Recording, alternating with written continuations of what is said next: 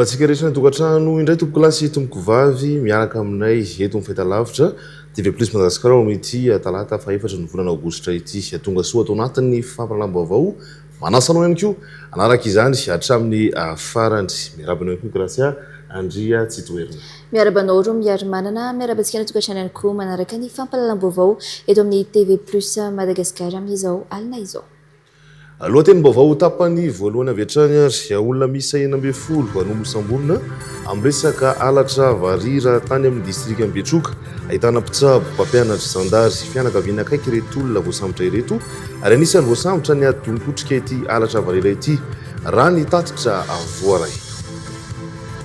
Misa arivo eo ny mpikambana ao anatin'ny formation eto Madagasikara raha ny fanazavany Henri Razafindrazaka mandalina resaka ara-panahy ny fomba amampanao maneran-tany ny méditation bouddhiste sy ny formation bouddhiste. Tapany faharoa amin'ireo lohatenim-baovao nivoaka ho malariva ny fanapa-kevitra ny ministera ny fitsarana mikasika ny fanadinana fifanana idirany eo anivony sekoly mpanofana ompitsara sy pirakidrarana ny UNMG rehefa nampiatoana ny volana martsa lasa teo ny fifanana.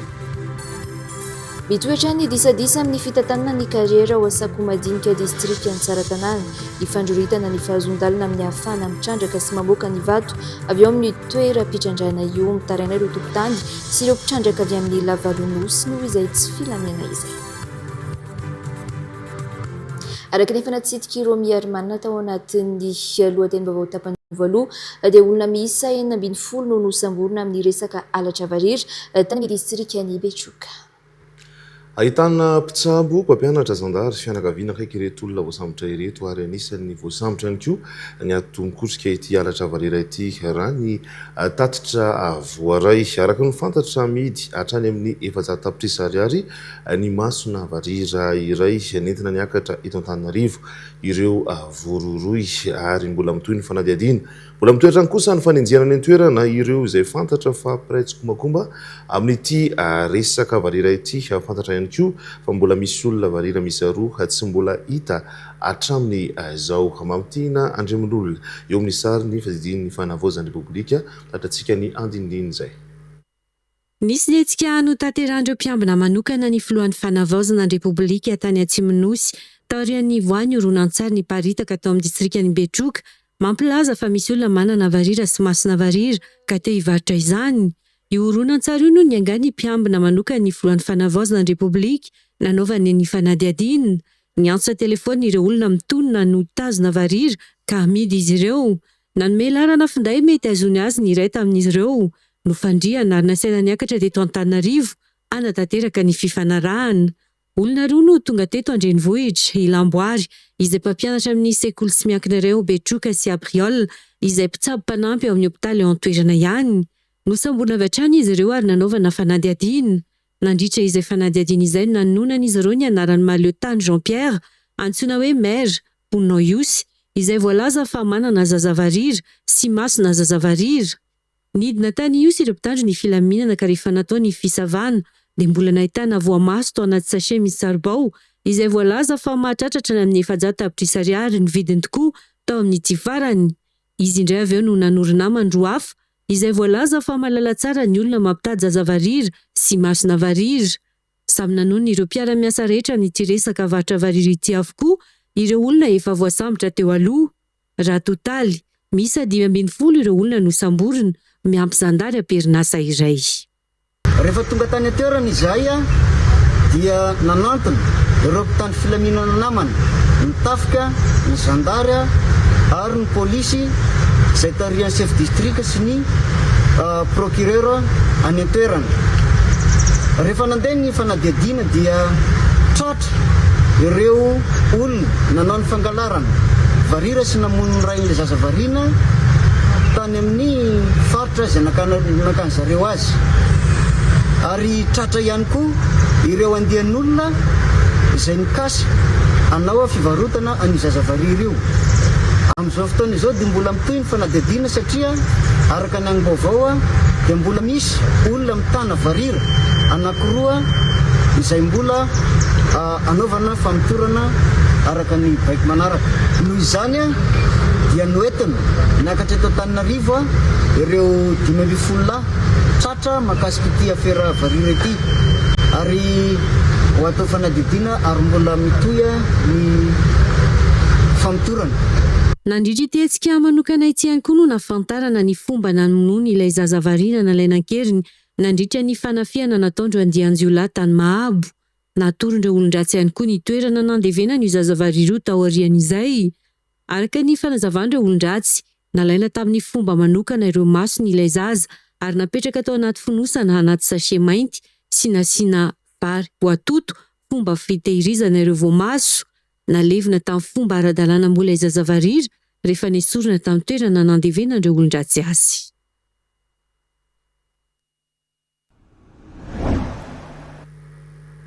Mbola manodidina izay vaovao izay hatrany efa taonany maro no miadivana sy nitady ny fomba rehetra ahafahana misambotra ireo mpanao alatra sy famononana ny varira ny zandary sy ny solombahoaka ao Betroka raha ny fanazavany ny solombahoaka ny Polarandrina sy Solandroany malona ny fahitana ny razana varira tany an-toerana indray. Tsy andefitra amin'ireo olona izay tratra fa nanao ny asa ratsy intsony ny mpitondra hoy izy raha ny zava-misy efa misy olona tratra sy voaroroy tamin'ny alatra varira tao Mahabo dia efa hita miririany amin'izao fotoana izao. Manao antso ho amin'ny ministry ny fitsarana mba tena hanara-maso akaiky ity eloka be vava ity ny solombavam-bahoaka raha ny nambarany Androany.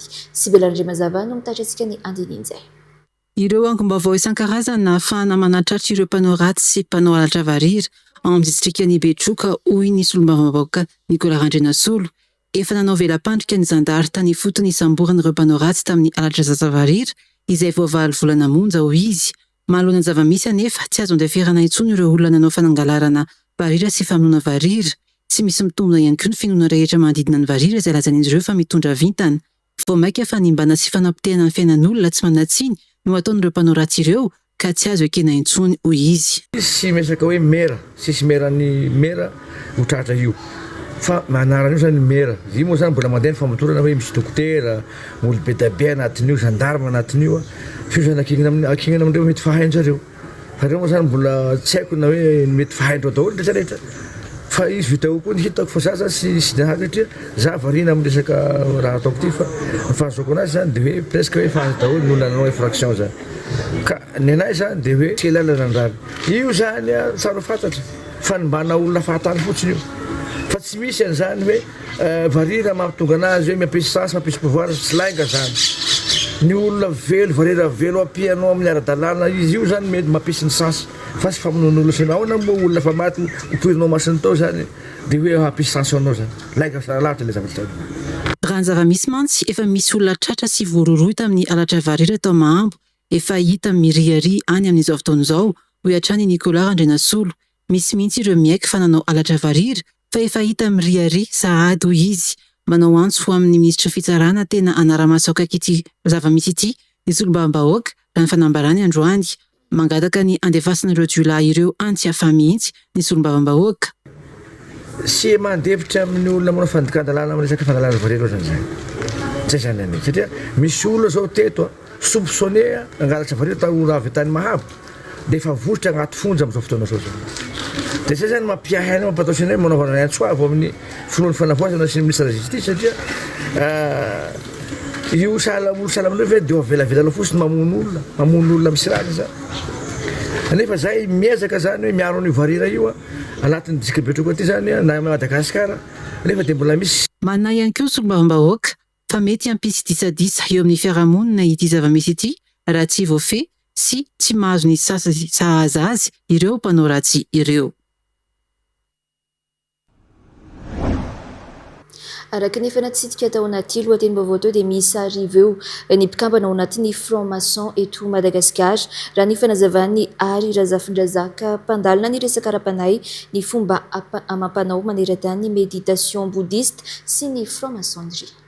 iteraka resabe ny tranga fizavana toerana fivoriana ireo formation sy ireo karazana zavatra hita any toerana toy ny boky rituel ny herina lasa teo mampiasa marika sy fombafomba na rituel ny hita amin'ny kolotsaina sy ny fivavahana samihafa ny formation hoe ny fanazavana ity mpandalina ity mazana ampifandraisana amin'ny resaka mosavy sy ny herimaizina ny formation manazava ary zafina zaka fa ny antom-pisiny ny formation dia ny fifezantena fanajana ny hafa ny fikarohana ny marina sy ny fanompoana ny hafarany fanadinda teo ny fitiavana toy ny atrany. Sarina fitaovana toy ny équerre, compas, telozoro, maso, kintana ireo no anisan'ny alalan'ny be sy ny maro ny fikambanana franc-maçon. Efa nanomboka ny taonjato fafito amby folo no nisy izany franc-maçon izany ary misy azy ireo eto Madagasikara. Fa inona ny atao hoe franc-maçon sy ny tena antom-pisiny? Ny tanjon'ny franc-maçonnerie zany araka ny fahalalako azy sy ny zavatra nanaraka dia hoe mikendry ny fanatsarana ny olona. Nafona ange ny franc-maçon hatramizay taloha zany ny anjehan'ny fiangonana. Efa miaina kely izy zao satria ary maro ny fantatro hoe pasteur protestante zay franc-maçon. Ao anatin'ny franc-maçon androany be dia be ny manana ny finoany.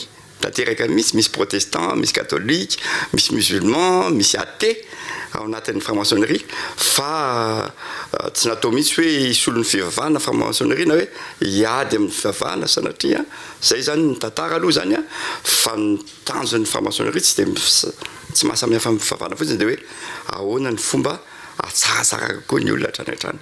Zay ny ohatrany hoe tanjona. Matetika antsoina hoe fikambanana miafina izany franc-maçon izany. Tsy miafina no iantsoana azy ireo hoe kosa ity mpandalina iray ity fa tsy tia misehoseho. Noho ny fandrosoan'ny teknôlôjia amin'izao kosa efa mizara sy mampafantatra ny momba azy ireo antsipiriany ireo mpikambana sasany. Ary misy mihitsy ireo olona malaza sy mpitondra fanjakana ambony fantatra anatin'ny fikambanana. Eo ohatra ny mpitondra fanjakana, siantifika, mpikaroka samihafa, mpanakanto, tsara sy ny maro hafa. Na mbola tsy nisy aza ny fisavana teny amin'ny iray amin'ny foibe ny franc-maçon teny Ivandry. Dia voalaza fa natahorana sy noheverina ho mifandraika amin'ny fanompoana sampy sy ny asany maizina foana izany anarana hoe franc-maçon izany ho an'ireo tsy mahafantatra azy ireo. Marobe ny karazana tombana samihafa fampanao sorona amin'ny endrika samihafa ary tonga hatrany amin'ny hoe manao fifanarahana amin'ny satana mihitsy aza ireo mpikambana franc-maçon. Raha tsy ahivana, anisan'ny tena niteraka resabe ohatra ny fahitana ny boky mikasika ny rituel sy ny taolambalo hita teny Ivandry ny herinandro lasa teo. Efa niainga ihany koa ny ahian'ny fanjakana raha sao misy ifandraisany ny franc-maçon sy ny tranga fakanankeriny amin'izao fotoana izao. Tsy ny franc-maçon ihany nefa no manana fombafomba antsoina hoe rituel araka ny fanazavana azonay. Hita amin'ny kolotsaina sy ny fivavahana samihafa ny fampiasana marika sy fombafomba tahaka ny hita eo anivon'ny franc-maçon hoy ny fanazavana. Anisan'ny tafiditra ao anatin'ny fombafomba ohatra ny mikasika ny taolambalo izay mampatsiahy fa tsy afa-misaraka amin'ny fahavelomana ny fahafatesana. Ny franc-maçonnerie zany dia miasa natao symbolisme. Inona natao symbole na marika zany iny zany entina mampianatra. Raha miteny anao zao dia hoe équerre. Équerre dia symbole ny resaka hoe rectitude, fahamarinana. Zay natao équerre. Miresaka compas zany dia afaka miteny hoe resaka discernement. Ohatran'ilay resaka ilay hoe osement hita tamin'ny enquête iny effectivement resaka anisan'ny mipetraka amin'ny philosophie rehetra misy na amin'ny tradition rehetra misy ny resaka fahafatesana. Ahoana zany fahafatesana zany? Ny taolana moa zany ny symbole ny fahafatesana. Ary amin'ny franc-maçonnerie moa zany araka ny zavatra reko zany anisany fa mety ho be dia be hoe fampatsahivana amin'ny olona fa mandalo ihany tsika ity maty velona dia maty. Ao amin'ny bouddhisme zao tsika dia misy an'ilay principe ny resaka hoe impermanence. Tsy zavatra maharitra eto ambon'ity tany ity. Velona anao dia rafitsy anao dia maty. Raha mitombina ny resaka sorona sy ny famonoana olona anatin'ny franc-maçon dia efa voahenjika sy nikatona ny fikambanana manderina izao tontolo izao hoy ny fanazavana. Rehefa tsy mandalina ianao rehefa tsy mahalala ianao dia sarotra be tokoa no raha hoe jerena fotsiny amin'izao dia sarotra be tokoa ohatrany hoe mampanaly izy fa rehefa mandalina kely ianao fahitako azy na misy fanazavana kely fotsiny fahitako azy dia hita fa mazava be le izy zany ina le hoe sorona tsy fisorona mihitsy aloha zany ao fahazoko azy aloha satria raha ny sorona angamba aloha tao efa interdit daholo ny franc-maçonnerie raha zao tontolo zao fa za mino fa tsy nisy an'izany. Tsy natao ho solom-pivavahana araka izany ny franc-maçonnerie fa samy manana ny fivavahany ny mpikambana ao aminy. Misy mihitsy aza moa ny tsipino ho hiatrany ny fanazavana. Tsy manana tanjona hanova ny finoana ny franc-maçon fa hanampy ny olona hanatsara ny tenany. Anisan'ny resaka rehefaona ihany koa rehefa miresaka izany franc-maçon izany dia heverina olona voafidy manokana na mpanaka rembe mba tafiditra ao anatin'ny fikambanana. Tsy voatery ny tombona nefa izany ho ny fanazavana. Tsy mivola mihitsy no ety amin'ny franc-maçon fa rehefa hita franc-maçon ianao dia ny zavatra ho jeren'ny mpikambana aloha zany hoe ianao ve olona afaka hijery ny tenanao, afaka olona hivoatra ve ianao sa tena mpitomboteny fatratra anao ka everiny olona hoe tena tsy afaka hivoatra mihitsy. Fianarana no atao ao, fianarana hivoatra, fianarana hifehy-tena, fianarana hanaja ny olona. Tsy nivola mihitsy aloha d'ailleurs rehefa mijery nareo amin'ny internet na ohatrany dia hoe hoy zao hoe raha ohatra ka ny misy sasany zao hoe andehananao dia réseau d'affaires raha misy miteny mihitsy raha vao zay no andehananao ao dia diso lalanao fa mizavatra ny akamaroan'ireny olona ireny miala vetivety satria ohatra fa tonga izy hoe akaiky zay ka le izy. Tany amin'ny taona 1990 no nijoro ny fikambanana franc-maçon ho an'ny teto Madagasikara manokana. Ny franc-maçonnerie teto Madagasikara zany efa tamin'ny 1895 nisy. Raha amin'izao fotoana izao angamba franc-maçonnerie laza hoe obédience. Misy obédience maromaro zany. Taloha zany obédience français ny tena nisy teto. Ny Grand Orient de France sy ny Grande Loge de France. Grande Loge de France moa ilay ohatrany nanaovan'zareo perquisition teo les loges étoile australe zany zay. Dia taty aoriana zany asa tamin'ny 1960 na sadidiko tsony ny daty exact dia nisy amin'izay ny obédience tena malagasy zay maromaro zao zany ohatrany hoe misy obédience roapolo eto Madagasikara amintsika miteny zao. Ny franc-maçon eto Madagasikara eo amin'ny 10 angamba ny tombanana eo anelanelan'ny 3 hatramin'ny 4 tapitrisa ireo franc-maçon maneran-tany.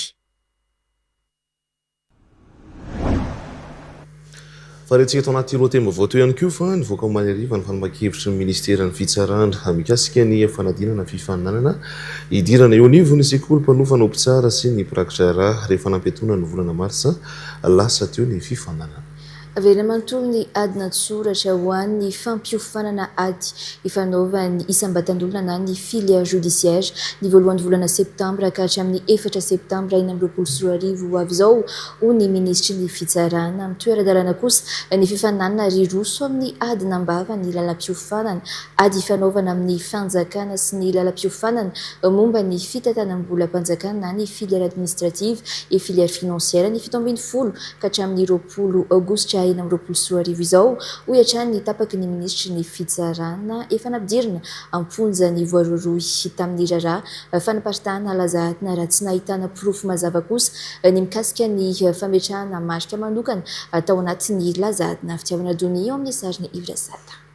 Nanao ny fanadihadiana mikasika ny ayay manodidina ny fifaninanana hiditra ompitsara sy prakitra eo anivon'ny sekoly pirenena mpanofana izany ny Bianco. Natotra ny paka ny vokatry ny fanadihadiana avy eo trangaroa no nampiayay nandritry ny fifaninanana dia ny fiparitahany lazahadana sy ny fametahana marika manokana ao anatin'ny lazahadana. Tamin'izany fa nisy tokoa ny fiparitahany lazadana ka nisy tamin'ireo nanana anjara-draikitra tamin'izany fiparitahana izany no voaheloka ary efa nampidirina ponja avokoa izy ireo. Nisy ihany koa ireo olona nisitraka izany fiparitahana lazadana izany na nividy sujet saingy tsy afaka akory izy ireo tamin'ny fifaninanana. Na izany aza momba ilay resaka famantarana mampiavaka na ny hoe signe distinctif dia tsy nahitana porofo ampy na fananana marina izany fanadihadiana izany. Taoriny ny vokatry ny fanadihadiana ireo namoaka fanapa-kevitra momba ny toy ny fifaninanana ompitsara ny ministera piaiky omaly. Misy amin'ny lalam-piofanana no mamerina manontolo ny adina antsoratra. Filière judiciaire dia tapaka ny amerenana ny fanadinana antsoratra manontolo. Ho tanterahana izany ny voaloha ka hatramin'ny faha-efatra ny volana septambra 2024. Fanapahan-kevitra noraisina izany mba ahazahoan'ny mpiadina rehetra mifaninana ao anatin'ny fitovian-jo ny mangarahara ary ny fahamarinana tanteraka. Ho an'ny filière administrative sy financiaire kosa dia tsy nahitana ihany na profo manamarina fisiana tsy fetezana ny fanadihadiana. Noho izany dia hitohy ara-dalàna ny dingana rehetra ka ho tanterahana ny fanadinana am-bava na ny oral ny faha 17 ka hatramin'ny faha 20 aogositra 2024 ho avy izao.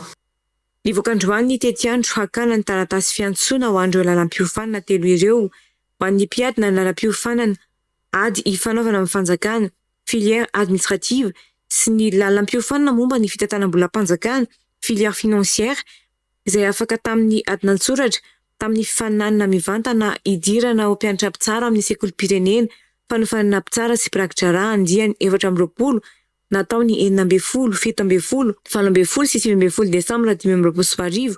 Ny taratasy fiantsoana ho amin'ny adina ambava ataony 17 aogositra hatramin'ny 20 aogositra 2024 dia raisina avy hatrany amin'ny sekoly ao Tsaralalàna manomboka ny alarobia 10 aogositra hatramin'ny zoma 14 aogositra 2024.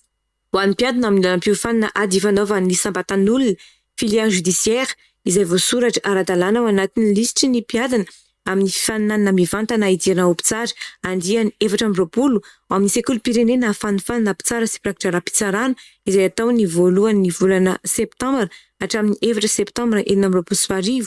Ny taratasy fiantsoana kosa dia raisina avy hatrany ao amin'ny sekoly Tsaralalàna manomboka ny alatsinainy 10 aogositra hatramin'ny alatsinainy 1 aogositra 2024.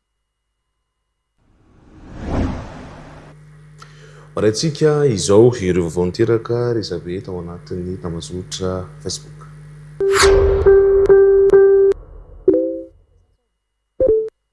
Ny pejy polisy-pirenena Anosato mpandraharaha 2 nitazonina ankeriny tao amin'ny toeram-piasana navotany ny polisy-pirenena. Ady amin'ny fakana-keriny ny alina 13 Jolay 2024 no nisy nampandre ny polisy-pirenena fa misy mpandraharaha roalahy misy mitazona ankeriny sy aran'ny fandrahonana amina toeram-piasana iray tao Anosato Atsinanana. Nirosaka an-tsehatra avy hatrany hira Tsalalàna sy ny CSPS Mahamasina mpiara-navitra ireo olona 2 ary voasambotra ireo enda nitazona ankeriny azy ireo. Nentina teny amin'ny komisaria boriboritany fahaty Mahamasina ary anohizana fanadihadiana sy anolorana ny raharaha eo anivon'ny fampanoavana.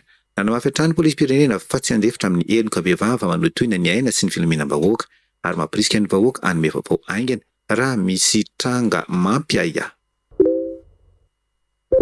Ny pejy 24 heures matin renirano Tsirbiana miatona vonjo maika ny fiampitana. Filazana ofisialy ho an'ny mpisehatra fisahantany sy ireo mpandeha makany amin'ny tsinginy Bemaraha ao anatin'ny fanatanterahana ny lanonana nentin-drazana fitampo fandroana ny relika izay ho atao Belsio Tsirbiana dia mampafantatra ny mpandraharaha rehetra ny mpitaridia ary mpisahantany ny ministeran'ny fisahantany sy ny asa tanana fa isy izao fepetra manaraka izao.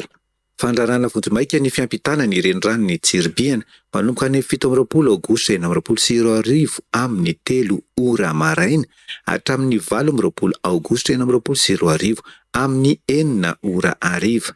Koa manentana mpisehatra rehetra mba handamina mialoha ny lalan-dia sy ny fandaharam-potoanany mba hiantohana ny fivezivezen'ny mpisahantany sy hisorohana izay mety ho fanelingelenana. Ny vaovao farany filifo ofisialy zazavavy 2 17 taona sy 2 taona sy tapany no naterin'ny polisy ny UI Rantsirabe tao amin'ny FPM Antsirabe ny zoma 13 Jolay 2024 taorian'ny nahitana azy ireo irery teny amin'ny fatotra Vatofotsy piste. Araka ny fanazavany ilay zazavavy lehibe dia avy namonjy fandevenana tany Fianarantsoa izy ireo niaraka tamin'ny renin'ilay zaza. Rehefa tonga tao amin'ny fiantsonana nefa dia nilaza hakavola ho sarandalana iverenana antso roa mandidy ilay renin'ilay zaza saingy tsy niverina intsony. Niraisin'ny polisy-pirenena Antanana avy hatrany izy mirahavavy ary nampandrenesina ny saban-draharaha PMPM efa nampandrenesina ihany koa ny fianakaviany ka efa nandefa sarandalana iverenany any Tsorony Mandidy. Ny vaovao farany vidin'avo ofisialy nisy firehetana tao amin'ny fasan'ny kristianina Antsoy androany talata sofa voafe ny afo minitra vitsy taorin'ny firehetana.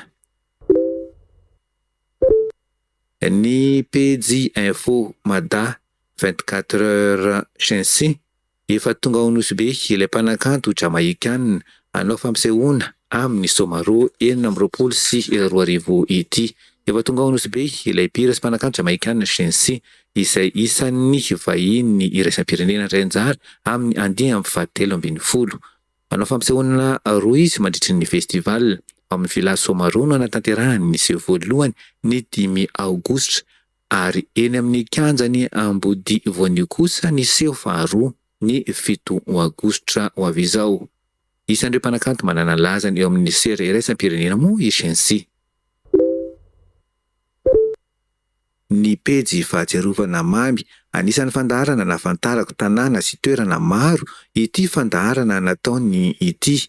Ilay fiankiry famantarana koa dia mahafinaritra ery no ny haino azy tamin'izany. Ny pejy TV Plus Info asa fanaovana gazety Nodimandry sy Razaka Olive mpanao gazety zokiolona sy matianina mirary finoanana feno ny fianakaviany rehetra ny tapaka sy namana sy ireo mpiara-miasa tamin'ny izahay eto amin'ny TV Plus Madagasikara.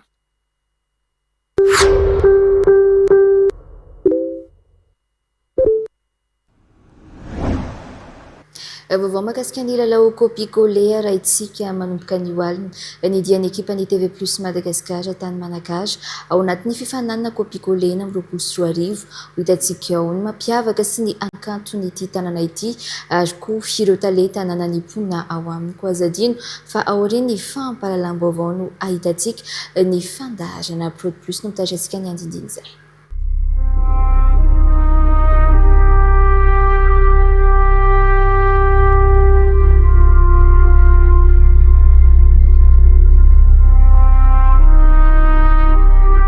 Sotra honorable Draolitra Mamirina tamin'ny fandraisana mamerina foana ny fandraisana ny ekipan'ny kopikole taty Manakara sy ny fanasana eo akaty Manakara anatanteraka ny kopikole andian'ny fasily sy ampahafantatran antsika any an-tokantrano fa somary teritery ihany ny fotoana fa nataontsika ihany izy dia izao vita somatsara izao sonana be tabe anao honorable.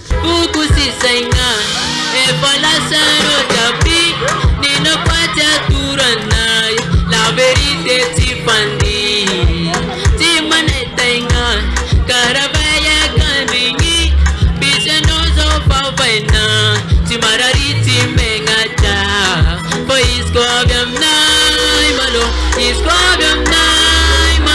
t'y ufate tantara madambate. Warainao manomboka ny alina ao aorian'ny fampahalalam-baovao ny dian'ireo ekipan'ny TV Plus Madagasikara tato anatin'ny kopikole 420 ho hitantsika eto indray ny dia izay nataon'izy ireo tao Manakara.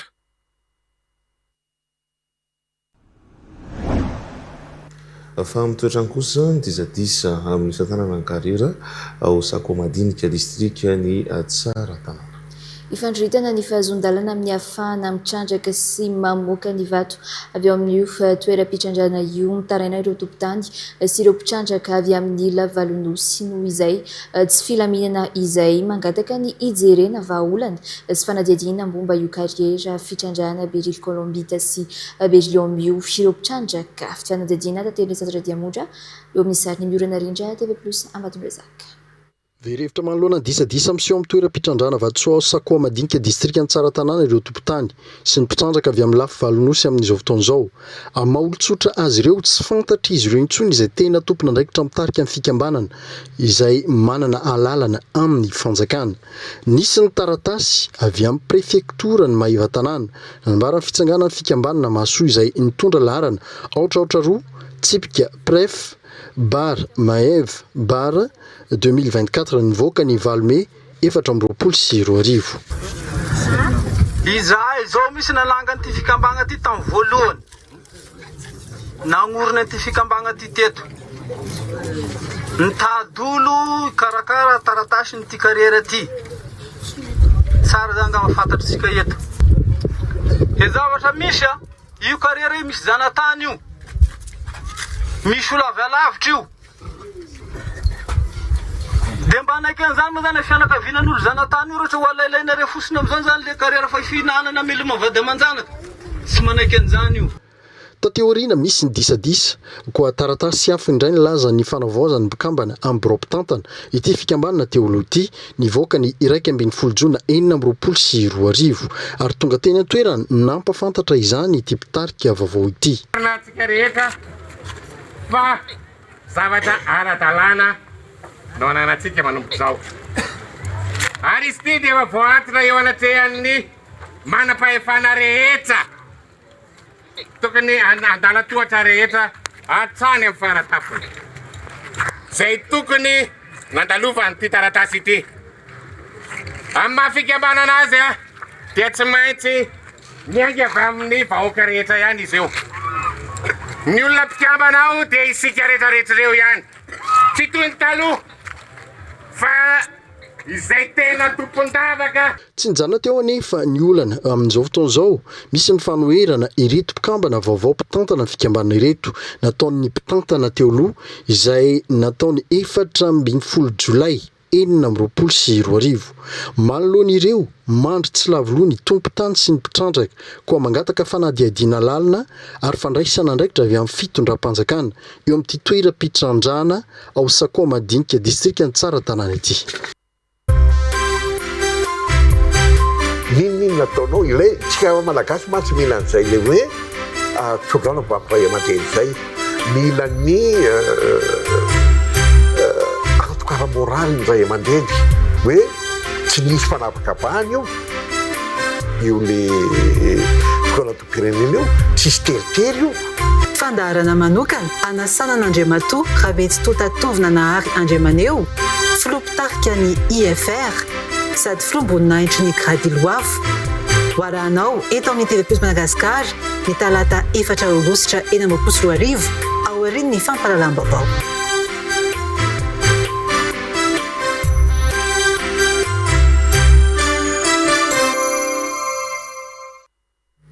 aorian'izao fampahalalam-baovao zao narahanao iny fandarana manokana nanasana ny Rabetsy Tatovina Nahary Andriamaneo iny zay filoha mpitarika ny IFR sady filomboninaitry ny Gradiolavo.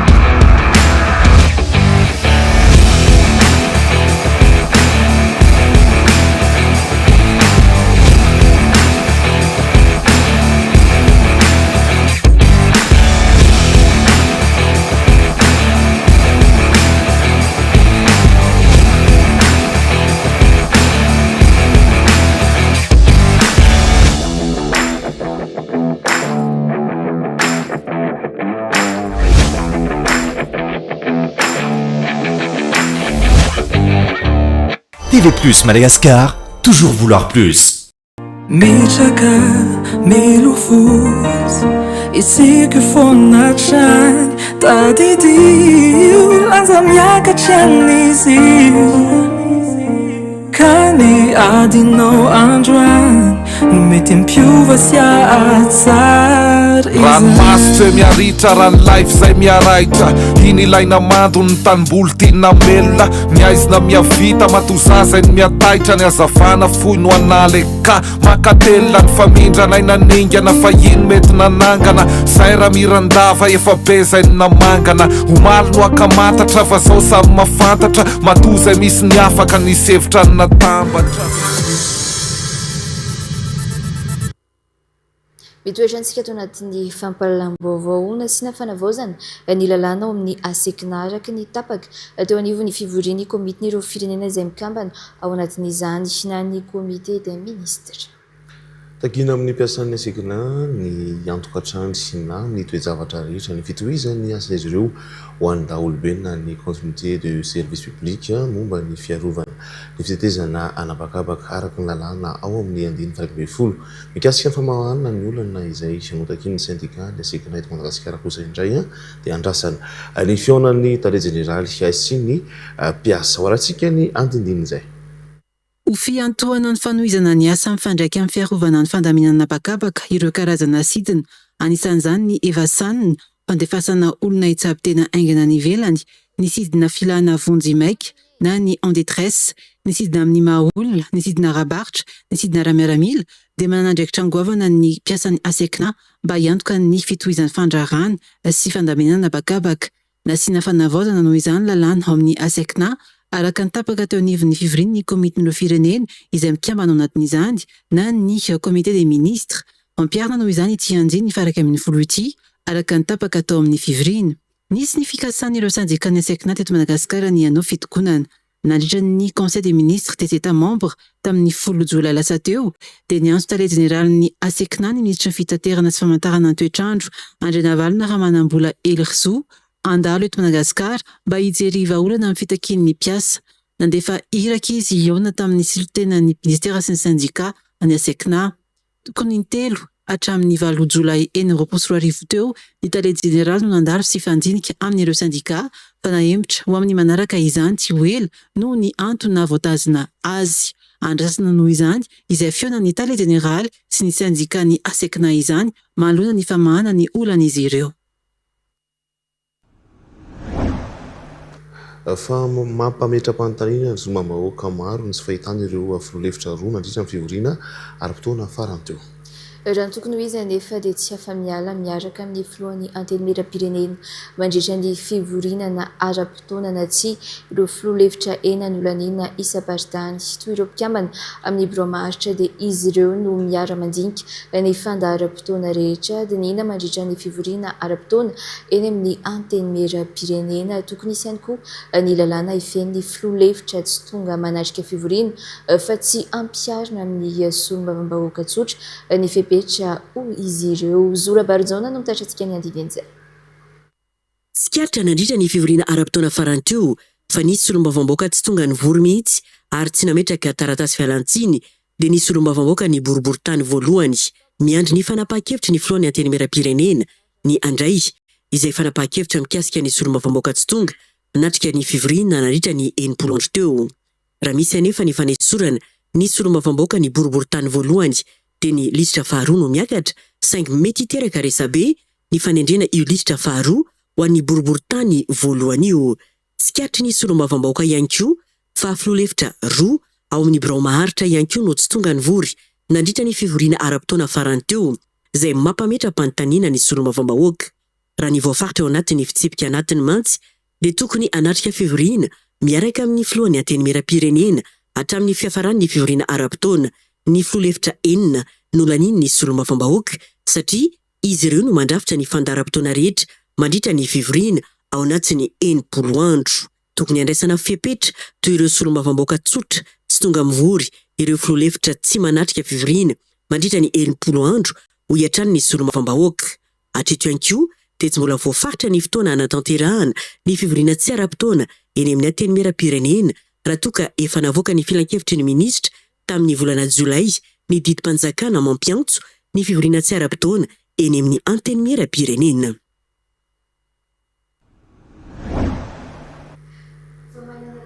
tahiryna Chrome milanja 507 taona izay mbola azo amidy aondrana ny orinasa Chrome hita malagasy amin'izao fotoana izao raha nambariny Italie Générale ny orinasa.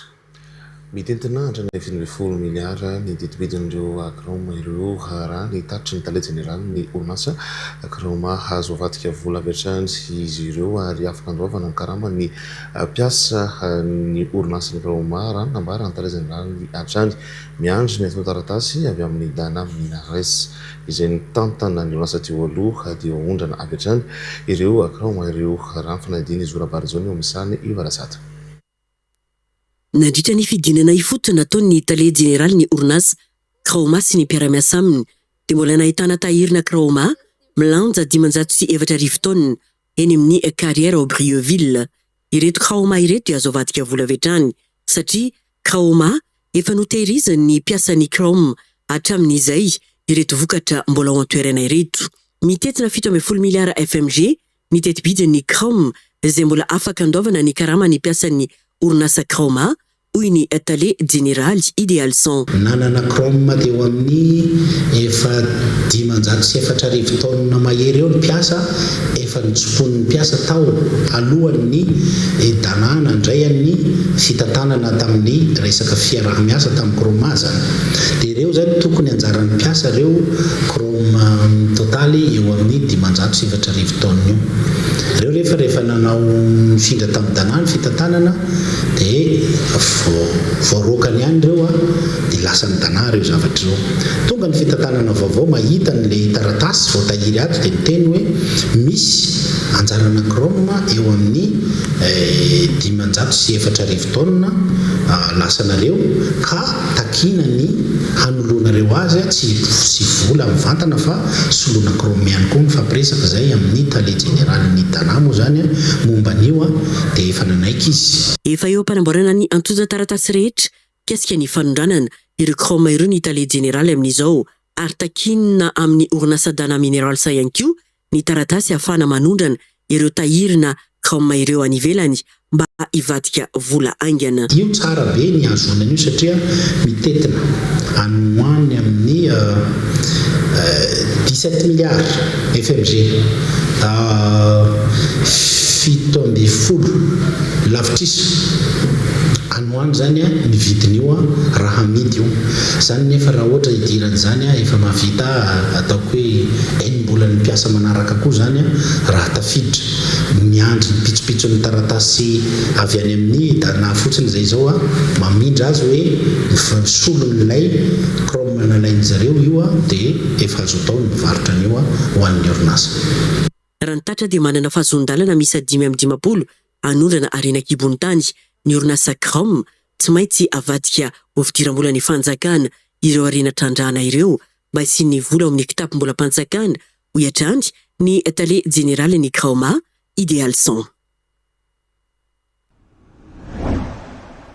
Vaovao avy any farafangana afa-po tanteraka tamin'ny fikarakarany farafangana festival ny vahoaka sy ny mpandrara atao farafangana betsaka ireo otrikareana ao amin'ny faritra atsimo atsinanana saingy tsy tafavoaka araka ny tokony ho izy izany hoy ireo mpandrara isan'ny lahara-pamiana araka izany ny fampiroboroboana ny kolontsaina ny fizantany ary ny fiantsoana ireo mpandrara afaka mampiasa vola ao an-toerana nodina ireo akora fototra maro antony nanatanterana ny farafangana festival ny voalohany volana aogositra sy faharoa aogositra teo manoloana ny résidence faritra atsimo atsinanana Aimé Alma Savio no mitatrantsika ny andiny izay. Tontosa tamin'ny fomba ofisialy ny festival andiany voalohany tato amin'ny faritra atsimo atsinanana dia be kabary ny fandimbiasana ary fitsidihana trano eva no nisantarana izany ny tapany maraina. Somary nanano sarotra ihany ny fanomanana raha ny fitantaran'ny mpikarakara vao tonga amin'ny fahombiazana. Io magnavoa tammy fahasarotana rehetrarehetra satria ho ana manokana zao ary mitovy hevitra aminava koa hoe namako miaraka mikarakara aminahy hoe izay zany gnanay zany tena cadeau zakabe ho anay aloha zany satria la taloha nanagny fisalasalagna par rapport am'le hoe misy tanora maty tsy ve ao misy tanora zao ankignana ndraiky tsy ve ao dia am'izao fotoagna zao zany ampisikiny misy zakako anazy hoe misy le tanora tena efa mieritseritsy zavatra à long terme ary managna finiavagny te hifagnampy mba ahafahasika miaigna koe raha iainan'olo ambadika agny ametanagny ny farafagnarana. Etsy andaniny tombony lehibe ho an'ny atsimo atsinanana ny fisian'izao etsika izao. Magniry ny tohizana ay satria hitanao hoe misy fidirany zakabe, misy fidiram-bola zakabe, misy fivoarany zakabe, desetry fizahantany sahanay. Nitohy tamin'ny ady hevitra andatabatra boribory ny tolakandro, nentina netarian'ny sain'ny vahoaka ny atsimo atsinanana amin'ny hevitra fampandrosoana. Nandray anjara tamin'izany ny ray aman-dreny Tazafi Armand ka nitondra lohahevitra telo momba ny fanokafana ny lalana sy fifandraisana ny faritra iray voailika na amin'ny tokamonina, fanondranana ary fitanteram-bokatra raha samy nanana ny lohahevitra nentiny avokoa ireo ray aman-dreny telo niara-nisa lahy. Ny andro faharoa isan'ny nisarika ny maro ny fifaninanana course moto izay nifanotrona ny faritra manodidina nentina nanafana izao etsika izao. Nofaranana tamin'ireo seho ny mpanakanto zanaky ny faritra atsimo atsinanana ankoatran'ireo mpanakanto izay nasaina sy ny fanomezana ireo amboara ho an'izay mendrika izao festival andiany voalohany teto farafangana izao.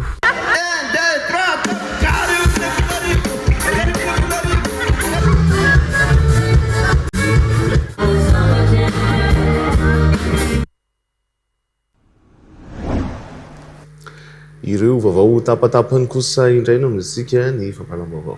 Ny faritry Bemarivo ambony dia fitambaran'ny kaomina maromaro izay mbola ato amin'ny distrikany Sambavatrano. Misedra olana nefa ny vahoaka amin'ireo kaomina ireo hatr'izay no ny faharatsiany lalana. Izany indrindra no nahatonga ny solombavambahoaka ny Madagasikara voafidy teto amin'ny distrikany Sambava, Andriamatoa Tokely Justin niaraka tamin'ireo ben'ny tanàna miisa 20 manerana ny distrikany Sambava fa hividy bulldozer hoentina manamboatra lalana. Tsy mijanona ho resaka ambony latabatra fotsiny nefa izany fa nampiasaina ny volany siady 2024 nividianana bulldozer ka tamin'ny asabotsy voalohan'ny volana aogositra 2024 lasa teo no nanolorana izany tao amin'ny kaomina ambanivohitry Amboangibe izay mbola ao amin'ny faritra Bemarivo hatrany. Satria sarotra zegny fa magnavokatra. Ny vidiny raha ilaigna andavanandro, kojakoja ilaigna andavanandro ambony be ny vidiny. Aty amintsika ty raha oharigny amin'ny komina ambany agny. Ny mahatonga izy mbola tsy fiseny lalana fô. Misy ny olo marary tokony ho tonga l'hôpitaly malakilaky hitsaboagna azy tsy tonga ara-potoana noho ny lalana. Aty mbola tsisy fiky zegny lalana zegny amin'ny ankabeazan'ny komina izay misy aty Bemarivo.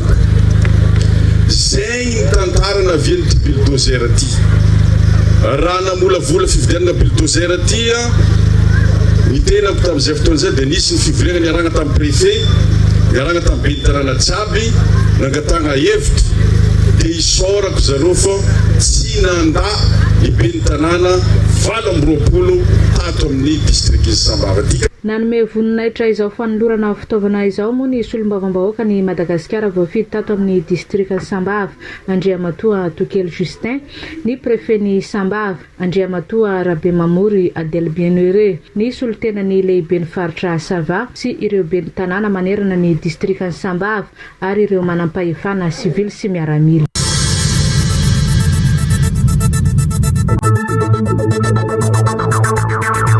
Ny faritra Sava moa dia efa manana université am-panjakana izay miorina ao amin'ny fokontany Antsiranambidy, distrikana Antala. Manoloana izany indrindra dia efa afaka mikarakara tanteraka ny fanadinana baccalauréat ireo tompon'andraikitra ty an-toerana. Nosokafana tamin'ny fomba ofisialy omaly 20 ny volana Jolay 2024 tany amin'ny distrikany Antala ny fanadinana baccalauréat tam-pianarana 2024. Izany moa dia natrehan'ireo solotena avy any amin'ny ministerany fampianarana ambony sy ny fikarohana siantifika miaraka amin'ny lehiben'ny Cisco sy ireo proviseur ny lycée.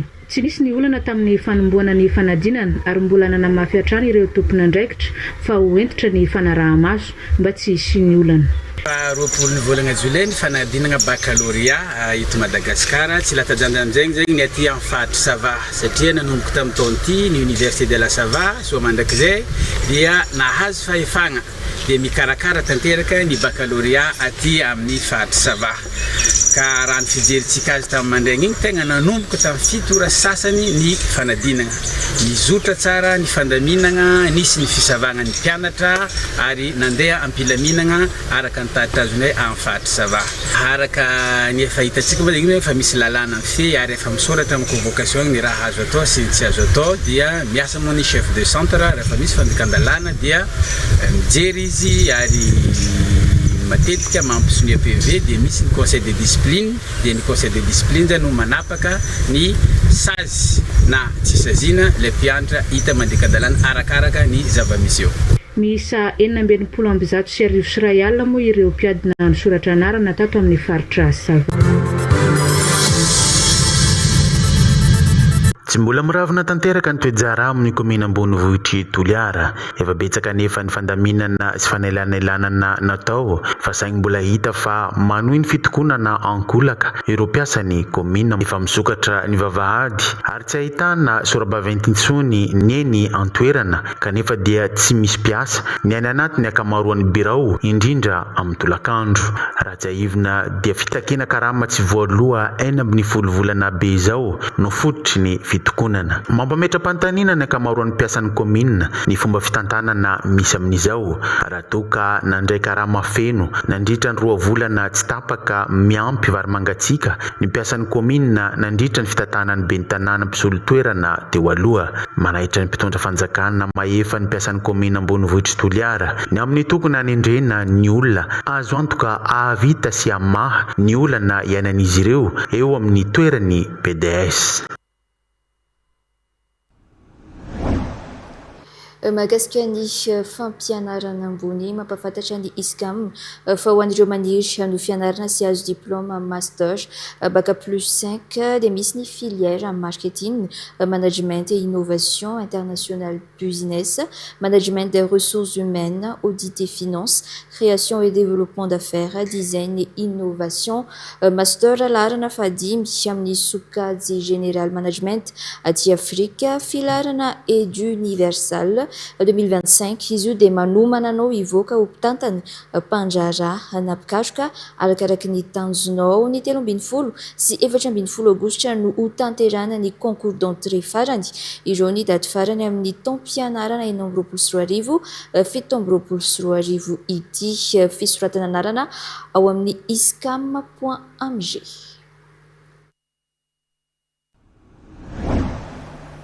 Sagositsika anaraka ny sombon'ireo faneho-kevitra ireo mpisehatra tao anatin'ny fandarana demokrasia mivantana ny maraina teo nandritra ny adiny ray mahery teo moa fandarana 20 nandray anjara fa ny sombon'izay no arahantsika tao amin'ny Radio Plus 100.2 FM. Demokrasia mivantana fandarana mivantana amin'ny Radio Plus 100.2 FM isanandro amin'ny 7 ora sy sasany maraina. Hoy faneho-kevitry Monsieur Daday avy any Ambatondrazaka fionana andatabatra boribory ireo filoha rehetra teo aloha no vahaolana amin'ny politika eto Madagasikara. Ankoa fampionana izay ataon'ny fitondrana misy amin'izao fotoana izao tao anatin'ilay anankiroa isehony hoe dialogue politika iseho dia izao ny zavatra tiako apetraka fotsiny mitery ny efa lasitsika ary mitery ny zavatra mety iseho amin'izao fotoana izao. Io zavatra io tsy ho vita eto Madagasikara io fa ao aorianany io tsy maintsy misy fampionana anisy telo laro izany hoe efatra izy zany miaraka amin'ilay mpitondra amin'izao fotoana izao ny filoham-pirenena teo aloha ny filoha Ravalomanana teo aloha ary ny mpakana amin'izao fotoana izao satria raha mbola miaraka amin'ny sadeka sy ny ONU atsika zavatra apetraka ireo dia fandaminana asiana ny hoe fampiraisany jery ao anatin'ilay hoe inona ny fitantanana Madagasikara fa ireo mametraka hoe zao le zavatra atao efa napetrana eny zany 12 zezy ny zavatra arahanareo ao amin'ny fandaminana ny fitantanana Madagasikara ao anatin'le hoe fitantanana Madagasikara tao anatin'ny fanonganana ny Republika. Demokrasia mivantana. Hoy kosa Monsieur Dimby avy any Ambohimanambola omena rary ny vahoaka madinika raha te hampandroso amin'ny Madagasikara. Apetraka tsara aloha ny stabilité politika dia omena rary ny vahoaka madinika na amin'ny resaka tany na amin'ny resaka fitsarana fa nanao ny consultation nationale io artsika raha to mipetraka izay fahamarina toerana izay tsy hisy fampandrosoana vanina zany eto Madagasikara eto. Demokrasia mivantana fandarana mivantana amin'ny Radio Plus 100.2 FM isanandro amin'ny 7 ora sy sasany maraina. Zao tsika anaraka ny voambolana.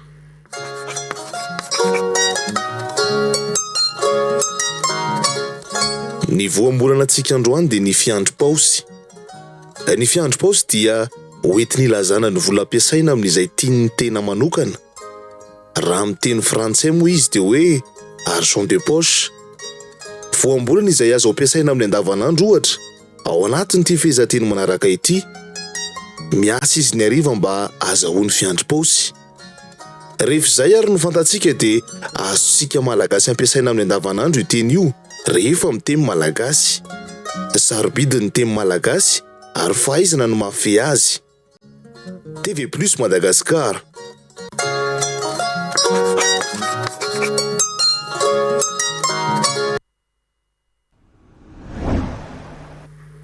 Fotoana kosa izao fijerentsika indray ny eo arahoe. Faritra maromariana Madagasikara nefa mampiasa ny motoculture Agriplus mafy sy mora kojakojaina izy reto. Manana fitaovana maro ihany koa ny Agriplus afaka ampiarahana azy arakaraka ny asa izay atao. Siny Orange eo anilanao. Manolotra ho anao. Moteur, action. Tonga dia 2 io, 1 mètre io, 1 mètre sur 6 io. Inona ny amin'ny ramse zany? Sadia, salama anao. Alana sa ninona? Tsy manao miasa tsika. Miasa. Manao sérigraphie. Inona? Manao soratra. Soratra. Dahoana. Skandrata. Ao mba asiny bandy soratra ty. Tsy ampiana soratra zany io ramse? Ilainao nge zany e. Toko moa. Tsy ampiana an'izany. Tenena amiko ianao hoe ohatriny na manao soratra te farany lafo dia andanao tany to dia alatsaka toko. Am'izao mihitsy io, am'izao to dia am'izao mihitsy io. Hitanao vita tsara tany e. Madio, milama. Manao na hoe parasoka kikikika na ohatr' zany. Mbola tsara hoa ramse. Tsy na soratra kely ny daba. Voasazy amin'io nareko. Tsy voasazy zany fa tena ohatr' zao mihitsy io. Malaina koa manina zao mba ameny afahany dia oranazy bandy kely manina mba mifampitsintsy fa samy bandy madinika. Oka am'izao aloha. Asiko soratra eto tokony asina soratra eto zao e. Tsy oka am'izao. Misy soratra eto tokony misy toerana tena manaraka ny tena hoe tena izy ty camion anao nga ty. Zany société esako ty ka. Tokony teneny patron anareo fa tondrina be. Eto tokony asina soratra eto dépense de fumée. Inona? Dépense de fumée eto. Za oka am'izao ka. Dia asina sarina sigara. Amizay le any dia eto koa mbola tokony ampiana ngeta be eto hoe liquide flammable. Inona? Liquide flammable. Zay tokony atao. Oka am'izao ramse, oka am'izao fotsiny ka. Sy oka zao ka. Zay to dia manaraka ny tena izy le kamsa. Aitsika ike zany e. Fa raha hoe iasa ihany ve se? Za tena volona efa daholo nge pinceau, peinture. Raha tena volona any se ampivy soratra glady be eto. Tanao glady. Aitsika zany e. Tonga dia vatan'iray manontolo io soratra daholo. Asina soratra glady be. Patsaka. Inona? Patsaka. Glady be mihitsy zany. Ankoatra manana droatra mahita an'le bandy hoe mitady asa dia azo adrona zany. Aza koa rahagatiny izany zany hoe fiara mitondra solika ve dia lazainao fa patsaka hoana mana miteny tsy anao dia vita fa tsy mifanao an'izany. Iasa ve anao? Iasa fa ianao manadroadro. Tanao fa tsy manana dia rotonao dia adrodrona asina aiko ny camion asina soratra patsaka zany patsaka hoana ianao. Camion mpitondra rano ty ramse dia ampiana soratra hoe patsaka. Mpitondra rano ty mpanao livraison ana rano. Rano? Hay. Fa tsy gasoil anao na essence na pétrole. Mpanao livraison ana rano isaky ny tsy mirehatra zany io. Tsy mirehatra zany io. Tokony asina soratra mihitsy zany hoe eto ny tokony fumé. Rano atao inona nefa? Rano fisotro madio. Asina soratra te patsaka. Patsaka ay. Aiko zany to dia refesiko ny camion. Ay sady mitondra rano. Raha etsy ambadika azy ambadika. Mitondra rano madio ty sady fisotro. Sina soratra. Anandrana rano kely anao. Anandrana fa sina soratra koa eto rano madio dia ampianao 10 alina. Raha etsy dia ampianao 10 alina dia sina soratra hoe rano fisotro madio. Azo antoka. Maaiza mandinika mialohan'ny tenenana. Tsy misy manana ny ampy fa sambatra izay mifanampy. Coupé. Dans la boîte.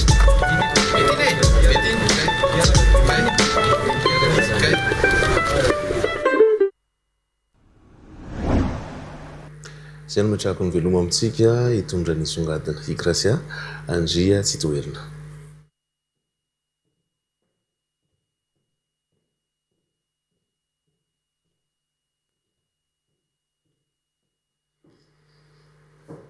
Anisan'ny fikambanana efa mielipatrana manera izao tontolo izao ny fikambanana kabary malagasy na ny fipima ankoatra eto Madagasikara ahitana faritany 7 miisa hatrany amin'ny 30 ireo faritany any ivelany nosy.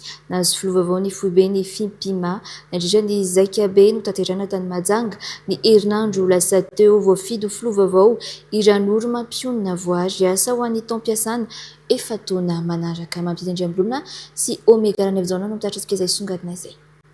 Manana faritany 30 ivelan'ny Madagasikara ny fimpimana ny fikambana pikabary malagasy ahitana mpikamana pikabary any Eropa, Afrika, Kanada sy any amin'ny faritry ny ranomasimbe Indianina.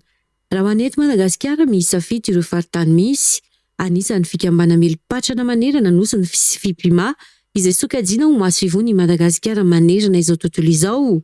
Efa tsy misaraka intsony amin'ireo hetsika sy lanonana samihafa mantsy ny kabary na eto an-toerana na any ampitan-dranomasina. Anisan'ny ezaka efa vita ny fampiroboroboana ny kabary sy manodidina azy tao anatin'ny 20 taona farany. Efa tafapetraka amin'ny toerana zazazy mihitsy ny kabary sy ny pikabary eto Madagasikara hoy ny filohan'ny fimpima teo aloha. Zay aloha ny vita. Anisan'ny teny nataoko moa ny hoe nanohy, nanatsara, ny roso hatrany hatrany, eto kosa isika no amarana izany.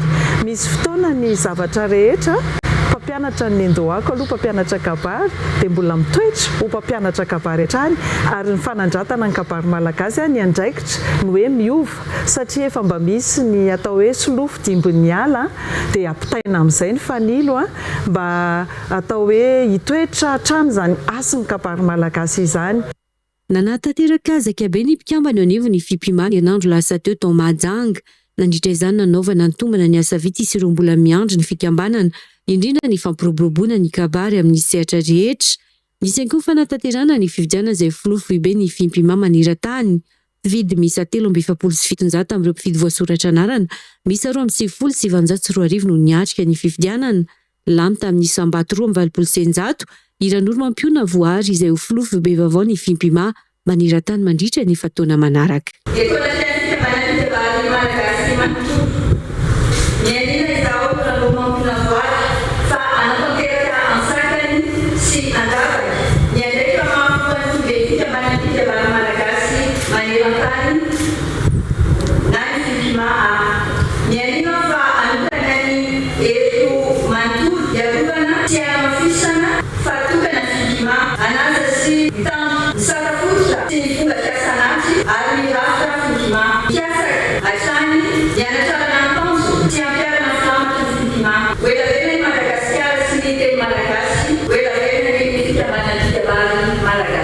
Anisan'ny fanavaozana nentina ny namadiany ireo ravitra rehetra ny ivelany ho lasa faritany.